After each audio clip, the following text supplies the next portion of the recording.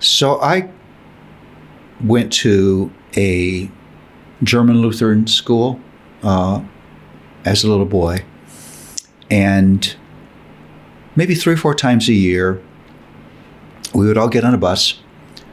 We'd go to the art museum in Toledo, Ohio, and we'd go downstairs in the art museum, and we'd pick up these little green cushions, leather cushions with a little handle on them, and a docent would take us to a certain part of the museum, and we'd all sit down, and she'd open our eyes. And I talk about that to Luella all the time. That experience just marked me. It was as if somebody was she had this ability to give young children eyes to see what they wouldn't see without her. I had another experience where my parents were living next to somebody who went to our church, and the lady was a working artist, and she came over one Saturday morning and said, "I'm taking my daughter to the zoo. Would you like to go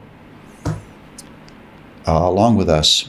And so I said, "Oh, I'd love to go." So she took us to the zoo, and I can remember we got the first enclosure we went to was tigers, and as kids would do, we looked at it for about 3 seconds, and we were going to run to the next place. She said, "Stop, you haven't seen the tiger."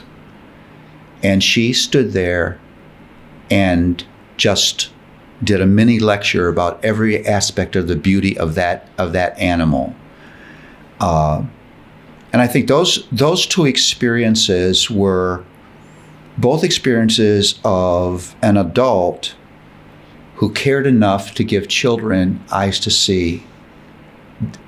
Really what we're talking about is the glory of God in creation. Mm-hmm. Those moments you are encountering the Creator, whether you know it or not. And here I am, obviously not a young man anymore, and I had the distinct memory of those experiences I've carried with me, and the impact of those experiences.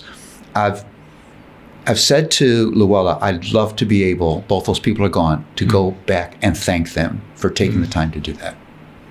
Yeah, that's profound. And you just never know how a word of encouragement or stopping and spending time with somebody will literally change the trajectory of their lives.